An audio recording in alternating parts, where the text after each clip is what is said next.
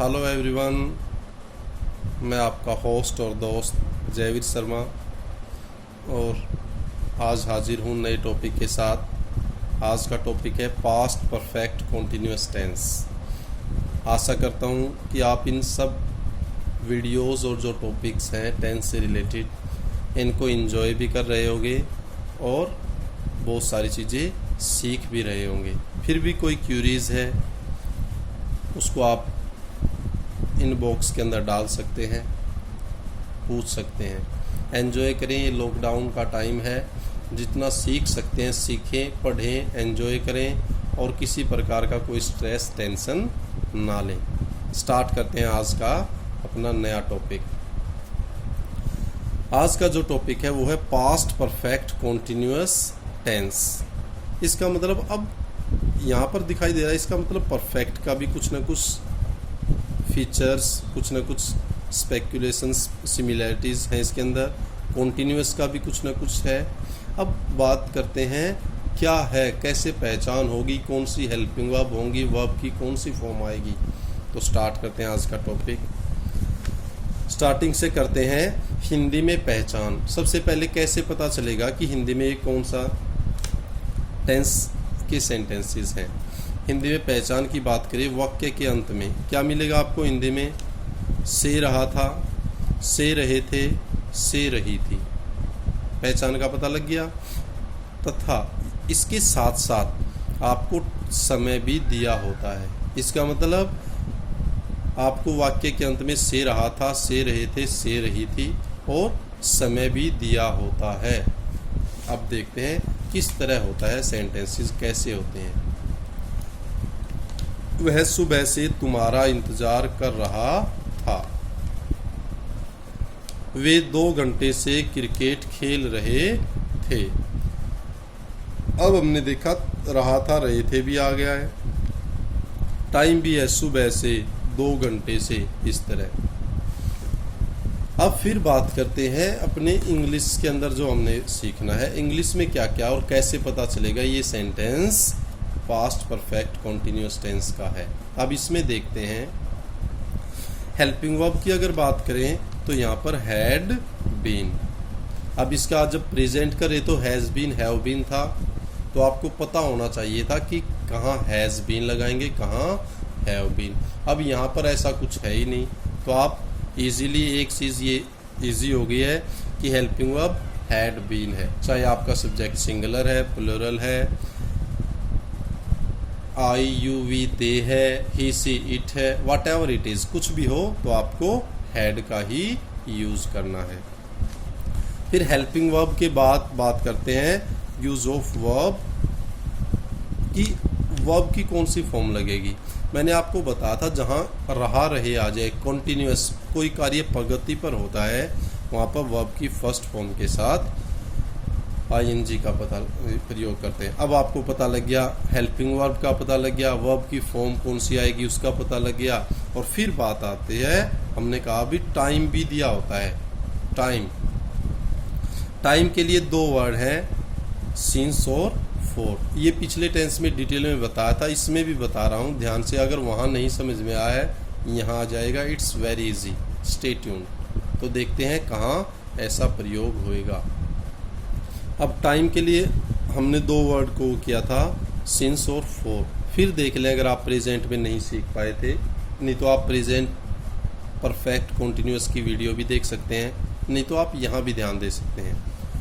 अब उसके लिए क्या था? For definite point of time, एक निश्चित समय बिंदु, एक निश्चित समय बिंदु है, उसके लिए आप क्या यूज़ करेंगे? Since.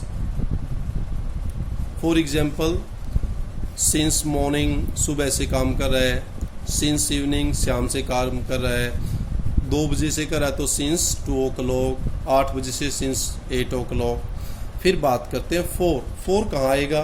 For definite period of time. अब वो था समय बिंदु और ये है समय अवधि। निश्चित ये भी है, निश्चित वो भी है। 2 घंटे निश्चित है, लेकिन उसमें पता लगता है कोई पॉइंट कहाँ से कार्य शुरू हुआ और इसमें पता लगता है कितनी देर हो गई है। एग्जाम्पल्स देख लेते हैं। 4 2 hours, 4 2 days, फॉर 4 मंथ्स, इस तरह इसके भी एग्जाम्पल्स हैं, और भी there are so many examples. समझ में आ गया होगा? गुड। अब अपने टेंस के ऊपर आ जाते हैं। जब हम सिंपल सेंटेंस बनाएंगे इंग्लिश के अंदर पास्ट परफेक्ट कॉन्टिन्यूअस का, तो क्या होगा? सबसे पहले सब्जेक्ट। जब सब्जेक्ट का यूज कर लेंगे फिर बात आती है हेल्पिंग वर्ब। हेल्पिंग वर्ब पता लग गया, हैड बीन। फिर वर्ब की फॉर्म फर्स्ट, उसके साथ आईएनजी कॉन्टिन्यूअस को शो कर रहा है। फिर ऑब्जेक्ट की बात कर रहे हैं, और फिर टाइम के लिए सिंस या फॉर। अब जब ये चीज़ें आपको क्लियर हो जाएंगी तो आपको बिल्कुल ईजी लगेगा, इसके अंदर कुछ भी मुश्किल नहीं लगेगा, और आशा कर रहा हूँ आप सीख रहे हैं। फॉर एग्जाम्पल, वह सुबह से तुम्हारा इंतज़ार कर रहा था, तो वो सेंटेंस हमने लिखा था, तो यहाँ ही had been waiting for you since morning. Clear? Good.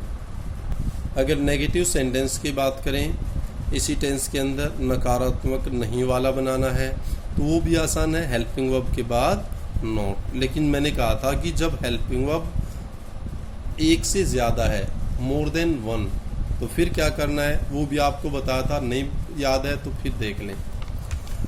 सबसे पहले सब्जेक्ट, फिर हेल्पिंग वर्ब, और हेल्पिंग वर्ब क्या थी? Had been. अब नोट लगाना मैंने कहा था कि जो फर्स्ट हेल्पिंग वर्ब है उसके तुरंत बाद नोट, फिर बीन, फिर वर्ब की फर्स्ट फॉर्म, प्रोग्रेस को दिखाना आईएनजी, ऑब्जेक्ट, और फिर सिंस या फॉर। आसान है? Yes, it's very easy. कोई भी अब जो सेंटेंस है, they had not been playing cricket for 2 hours, वो 2 घंटे से क्रिकेट नहीं खेल रहे थे। आप कोई भी सेंटेंस बना सकते हैं। सेंटेंस की मैं पूरी एक्सरसाइज की वीडियो भी डालूंगा, वहाँ बहुत सारे सेंटेंसेज होंगे। नेक्स्ट बात करते हैं इंटेरोगेटिव सेंटेंसेस, क्वेश्चन मार्क वाले, प्रश्नवाचक, sign of interrogation at the end आपका जो आपको मिलेगा। इसके अंदर क्या है? सबसे पहले हेल्पिंग वर्ब, फिर आपका जो सब्जेक्ट है वो, फिर बीन बचा हुआ था वो आएगा, फिर वर्ब की फर्स्ट फॉर्म के साथ आईएनजी, और फिर ऑब्जेक्ट, और टाइम के लिए यस सिंस और फॉर। फॉर एग्जाम्पल, अब जो हमने सेंटेंस ऊपर किया था उसी को, जो नेगेटिव में उसी को इंटेरोगेटिव में कर रहे हैं। Had they been playing cricket for 2 hours। Clear? Good. फिर fourth type interrogative plus negative. इसका मतलब यहाँ इंटेरोगेटिव भी सेंटेंस है और नेगेटिव। अब यहाँ क्या करेंगे?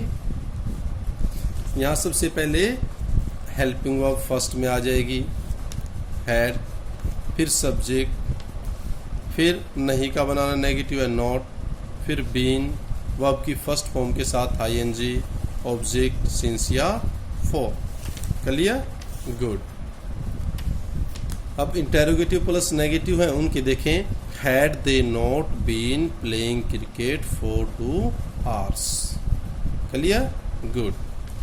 Had they not been ploughing in the field since morning, क्या वे खेतों में सुबह से हल नहीं जोत रहे थे?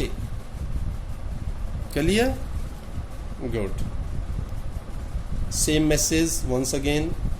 Stay safe, stay healthy, stay tuned, keep learning, keep enjoying. Thank you. Thanks a lot.